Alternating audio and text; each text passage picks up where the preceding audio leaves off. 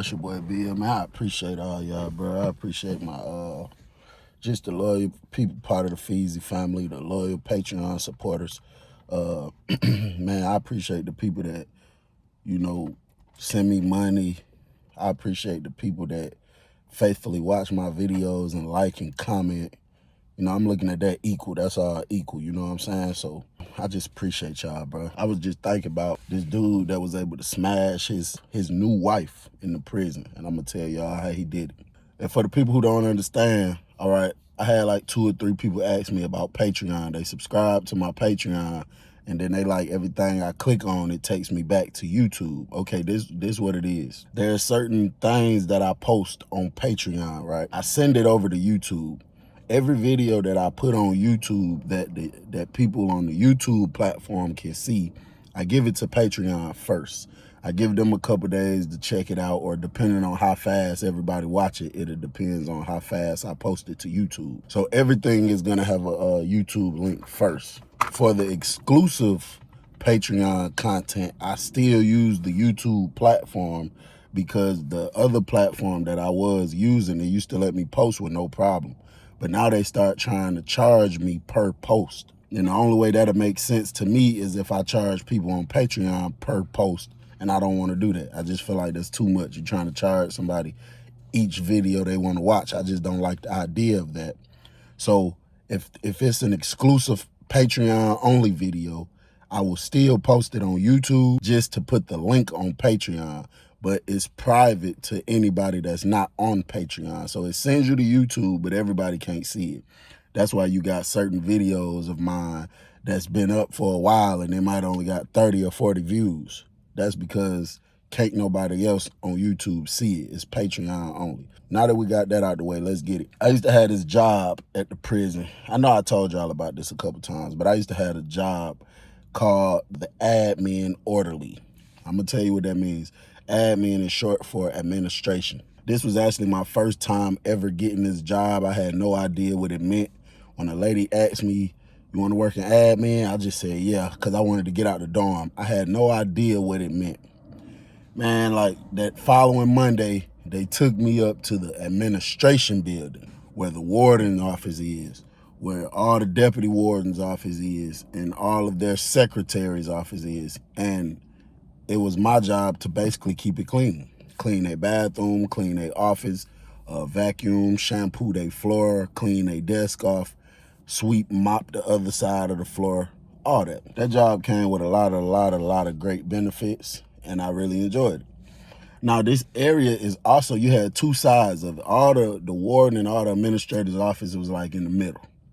And then on both ends, you had 2 doors that leads you to bathrooms on each side or stuff like that. This is the area you got to come through these doors to get to the visitation area, to get to something that they call the multi-purpose room, which they use this room for a whole bunch of different events, and to get to the little area where people get married at. Now, for those of you who didn't know, yes, a lot of people in prison get married. You can definitely get married. You just got to get the paperwork from the chaplain office, which is like the prison preacher, and you sign it, you send it to whoever you want to marry, they sign some stuff, get it notarized, sent it back, you come to the prison, the chaplain marry y'all, and they give y'all a little time to sit in, okay, the door on my end, you come through this door, now I'm in this big waiting room area, then there's 2 bathrooms on that side. But if you come this way, this is where the officer booth is. So the booth that they pop the door for us to walk through, that area is where you and your wife can sit at for like 2 hours and chill and talk to each other. But it's not no conjugal area or nothing like that. The officer is literally right there. Like the officer booth is right here. It's a glass that separates me and you. It's a glass and you and your wife on the other side of this glass. So if y'all try to do anything freaky, I can see y'all. So this one specific girl that used to work in the thing, I was real cool with. And I used to always laugh and play and talk with her. I really was trying to shoot my shot, and she was just playing hard to get, but I feel like I really could have got her though. Now, the multi-purpose room, when people come up there all the time, when I'm in here cleaning up or chilling, I can see people because it's just a big glass. So I seen this one particular dude all the time. His name was Rick. I used to see him all the time. I knew the dude. He was an older dude, and he had a whole bunch of motion going on at the prison. He used to always come up there just looking around. I'm talking about 24/7 all the time. He'd come up there, whatever his call out was, whatever his reason for being in the multi-purpose room, he'll always come back walking this way, just looking through the glass. The officer even had to run him off 1 or 2 times before. And one day, I came out through the other side. I think I was taking some boxes to throw them away, and he pulled me over. He said, "Hey, little bro." I was like, "What's up?" And he nodded to the officer in the booth. He was like, "You fuck with Shawty?" I was like, "I mean, she cool, I rock with her. What you mean?" He was like, "Man, I'm trying to get married, bro. I'm coming up here hollering at the chaplain. I'm trying to get married, but man, I'm trying to smash my wife when we get married." I said, "Boy, that's over with. But goddamn, Officer Booth right there. She gonna be able to see you." He said, "I know, but I'm just trying to see if we could set something up, bro, where, you know what I'm saying, where I'm trying to smash my wife, bro. I got to, bro. I've been locked up 13 years, bro. I got the hit, bro. I got to, bro." So I'm laughing at him, but I'm like, I don't know, bro. Like I said, dude had a lot of money. At this time, I was just getting hip to motion. I was just trying to learn the ways and find me some motion and stuff. So I ain't really had too much going on. I had a phone, though. And he was like, he asked me, he said, "You got a phone?" I was like, "Yeah." He was like, "Man, write your number down, bro." So I wrote the number down. I gave it to him. And the dude called me when I got off. We sat on the phone for about an hour, bro. The man sitting here telling me all kind of ways. So he was like, "Listen, bro, man, just try it, bro. Just ask old girl, bro. I'll pay 2,500, bro, to goddamn when me and my wife come in there, bro. I don't need about 10 minutes, bro. Just give me 10 minutes, bro, of her goddamn, you know what I'm saying, just turning her head, bro, or go on the other side of the booth, act like she don't see shit. I'll pay her 2,500. Now, it was another dude that I used to work with. It was 2 of us up there. He cool as a fan. I rock with him. So I had to throw us in there off the dribble. I'm like, bro, the only way that'll work if she do go for it is it's gonna really, the main thing is gonna be on me and bruh, really, because people get up and come to the bathroom all the time. So it's really gonna be on us far as, you know what I'm saying, watching out, making sure you straight. So he was like, "Bro, I'll pay y'all a rack a piece, bro." So I said, "So you would get her 2,500 for turning her head, and you would give me and bro a rack a piece." He said, "Man, I swear to God, that's my word. I get y'all $1,000 a piece, bro. I just want to smash my wife." Like I said, bro had all the motion at the prison. I ain't gonna lie. He had the phones for sale, the cream for sale, the cigarettes for sale. Everything you can think of that people want as far as contraband, he had it in bulk. He had a whole bunch of motion. I believe dude might have been a millionaire. So I'm like, I don't know. So, you know, I go back to details. So now when I have conversations with this girl, I'm making sure that I make the conversations deeper than they've ever been, or I'm flirting in a more deeper manner, or I'm saying things I ain't never said purposely just to see how far we can go. And bruh, it never was an uncomfort issue. She started shooting shots back, saying little stuff. So one day I was out there cleaning up the walk, and we had to go help the officer at the front gate. It was like an event. It was some type of event going on this day. And we had to take like this big metal cart out there and load up all their boxes and stuff and pull it back in. So when I go out there, it's a whole bunch of stuff. So we load up one at a time. But the officer that's out there supervising it is the officer that usually works in the booth. So we load up the one. So I tell the dude that worked with me, I'm like, "Hey, bro, you take that." So he take it, and that leaves me a lot of time to load this up and talk to her. So I'm just talking to her, bro. And I was like, "Hey, when them folks be getting married, you be like watching them folks?" She was like, "Man, I don't be studying them damn folks, but you know, I'll look over there every now and then, make sure they ain't trying to do no slick shit." She was like, "But to be honest, even if they was trying to do some slick shit, I kind of don't give a damn, but you know, it's my job, so they can't be doing slick shit, then somebody else see, and then it gonna fall on me. I'm gonna be the one getting in trouble for it. So, I mean, I don't be trying to watch them, but I got to look over there every now and then." So I was like, "Well, shit, look, my partner trying to get married, and I guess he processing the paperwork through the chaplain now, but he was trying to see, like, once him and his wife get in there, I mean, he trying to cut a check for you to goddamn just turn your head like 5, 10 minutes type shit. He trying to fuck his wife." So she started laughing. She was like, boy, you don't gone? I was like, nah, for real. She was like, hell nah, I'm gonna get in trouble, hell nah. So I left it alone at that point. We went to loading the boxes up. I pulled the cart, we laughing, talking the whole time. So once we get up there and I start unloading the boxes, she was like, Bill, you hell. I said, what you mean, how I'm hell?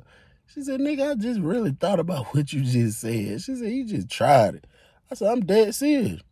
She talking about, shit, how much he talking about paying? I was like, shit, he talking about $2,500. He looked at me. She looked up, she went to hitting her little weave like this. Went to chewing that gum a little harder. She said, 2,500? Shit.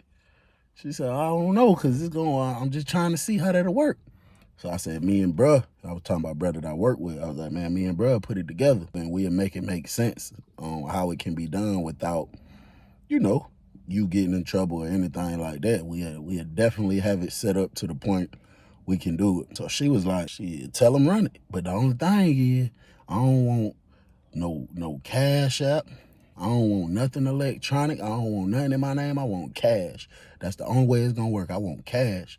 So I'm like, how the hell you expect a nigga to get cash in here? She was like, hey, if a nigga can pay me $2,500, that means he got something going on. So that means he got somebody bringing it in to him. So if he can't get cash, I ain't gonna do it.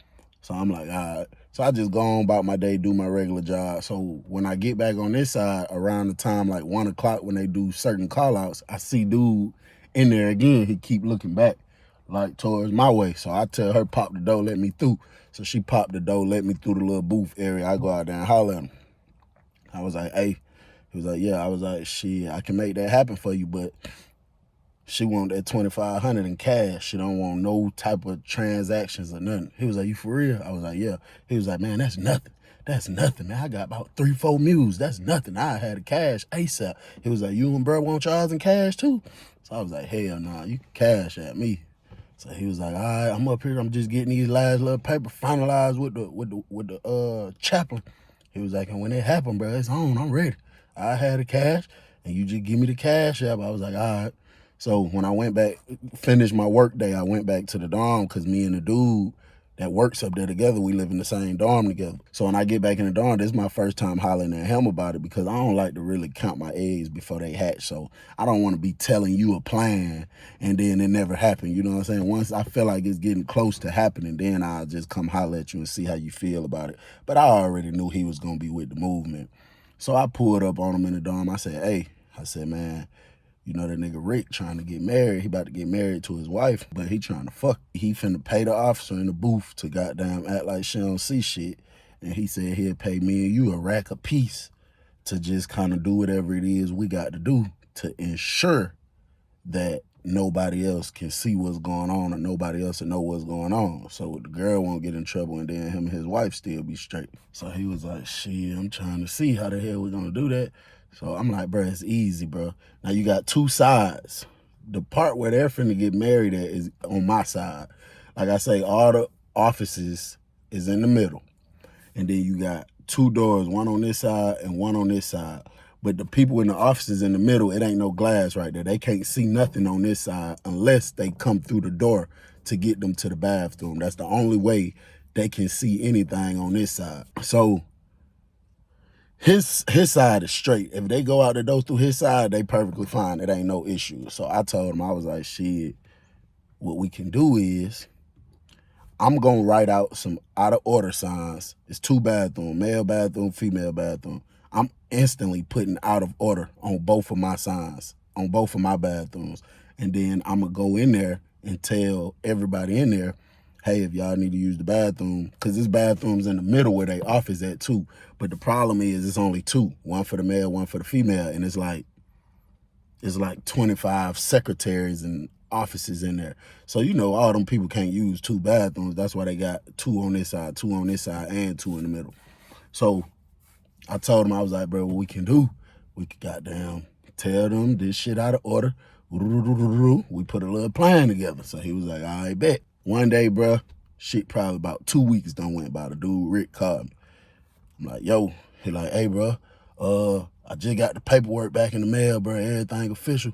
My wife gonna be up here Wednesday. Now, this was like a Monday when he called me. I'm like, all right, you got all that bread straight? He said, yeah, bro, I got y'all money on Cash App, and I'm gonna get that 2,500 in the morning when old girl bring my other cigarettes. So I'm like, shit, all right, say less. Just when I get up there, when I see you tomorrow, just give it to me, and then I'm about to give you the Cash App right now. So he like, all right. So I gave him the Cash App. Well, I went and got dude Cash App, and I gave him mine. When I hung up off the phone with him, bro, I think probably 3 minutes went by, bro. Cash App notification, $1,000. So I got up, I went to bro room. I said, hey, he just sent you some money? And when he looked up at me from the phone, he was like, smiling too hard. So I know that thou wow done came through that motherfucker. I get up there the next morning. I get the money from him. I go push up on old girl. I was like, hey, you know they supposed to get married tomorrow. She was like, I know they told me. Like whenever somebody getting married like a day or two in advance, they'll tell the officer that's working the booth, you know, just so they know it's gonna be a little wedding up here tomorrow. So she was like, yeah, I know. So I was like, somebody in here with you? Who ugly that is over there? But I'm just playing just to see if it is another officer. Because if it's another officer, and I'm like, who ugly? They gonna come around and talking shit. Well, you don't get your ugly black. But she said, nah, ain't nobody in here. I'm in here by myself. So I looked around, wasn't nobody in there. I pulled the 2,500 out of my pocket. I got it from dude when I went out there that morning. I pulled it out of my pocket, dropped it in the flat. So she looked up at me crazy. She hurried up, pulled it out, looked at it, stuck it in her pocket. She was like, hold on. She went in the little bathroom in the booth. She came out like 10 seconds later. She was like, that's all she did. She was like, all right. I was like, all right. Then she hit the glass when I was getting ready to walk away. I was like, what's up? She was like, boy, you hell, boy. Boy, you is hell, boy. So I'm like, hey, man, I'm just trying to goddamn make me a couple dollars. So the next day, they told us we needed to set up a table and set up this little banner and shit because there's somebody getting married. So, you know, we acting like we have no idea about it. So I told dude, I'm like, hey, when you go in there, after y'all get married, once you go in that little room, wait about 10 minutes for y'all go trying to do anything funny. Then just let me know when you ready. So then I can let old girl know so she could be on point. So he like, all right, bet. So they got us setting up these little shits. So his wife done came in. And it's so funny because she come in through our side. That's where like the visitor parking lot is, the side that I work on. So she had to sit down on the couch in the area where I be cleaning up at. And like every time I looked at her, she just dropped her head. I think she felt a little embarrassed, like he know what's going on. He the one helping him do it. The shit was funny as fuck to me. They finally let her through after they checked her in. They was in there. I couldn't hear them, but I can see them. I can see the chaplain standing in front of them. He got a Bible in his hand, and you know they doing what they do. And he kissed the girl. And then like even with the wedding ring, his wife had to mail it in to him, and it had to get approved through the chaplain. So he got on his ring, she got on her ring. I seen him kiss the girl, and then the chaplain and the girl in the booth and a couple other staff members that was over there, they all started clapping and stuff. And then they had allowed his wife to order food, and then him and his wife sat down and ate, and then they let him into the booth by my side. And they told him he had 2 hours just to kick it with his wife and shit. And then I heard the chaplain tell the officer, make sure you watch them. And she was like, yeah, I know, I got it. It was a dude that worked in the multi-purpose room. That was his area. What I did was I had pushed up on him once they went in there and it was in that little booth. And I told him, I was like, hey, I need you on this side of the floor because I'm trying to do something real quick. And I really don't need no traffic coming through this door right here. He was like, nah, it's a husband and wife in there. They ain't gonna let no traffic come through there nowhere. That whole thing closed off until they get done. I said, I know that, but I don't even need nobody walking up to this glass because I'm trying to do something on the other side of the glass and I don't need nobody looking at me. He was like, all right, so what you need me to do? I said, bro, I need you to mop this floor, especially just on this back part by where this glass at, by where this booth at. But I need that shit to be wet, bro. I need it to don't dry mop it, wet that shit. I need it to be wet, and make sure you put up wet flow signs. You can flex like it's wax on the floor, whatever it is you need to do. I just don't need nobody walking over here. I'll give you $100. So he was like, shit, how I run it? Bet. He was like, nigga, I wet the floor and put wax signs up. I said, do that. So the nigga went to mopping the floor. He had it real wet, bro. Like to the point if you walk over there, your ass might slip. So he was mopped the floor, had it real wet, and then he put do not walk with the arrows pointed that way. And then he got like 3 or 4 signs up against the glass on this side for people to see that says wet wax. So now that's eliminating anybody from even coming over towards that area. Now the doors that pop is like a regular door, and the window starts like, you know how a window start regular, like in the middle, and it just goes up. So they still got like half the door where can't nobody see shit.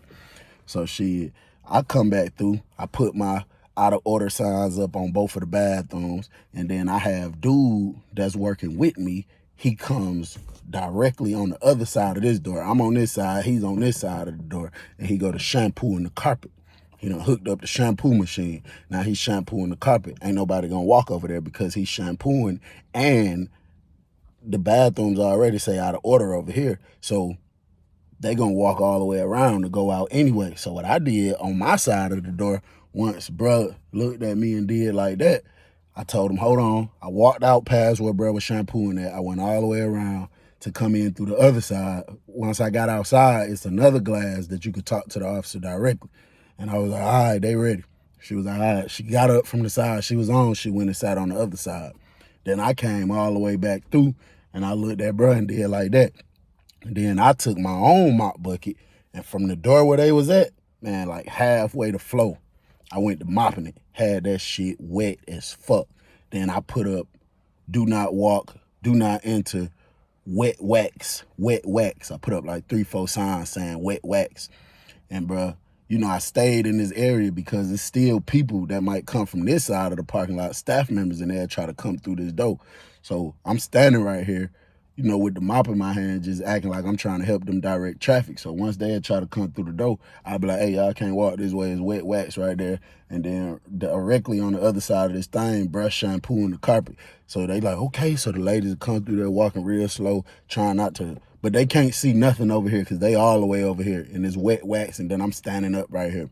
So they'll come through. Some of them will go through the carpet area anyway, but some of them will just turn around and walk back out around the long way. I looked back over there one time, and bro, all I seen, cause they were sitting in chairs, but you could tell they got out the chairs cause you couldn't really see them. But all I seen was the girl had a ponytail, and when I glanced over there, all I seen slightly over the glass, just a little bit over the glass, you just seen her goddamn ponytail just bopping.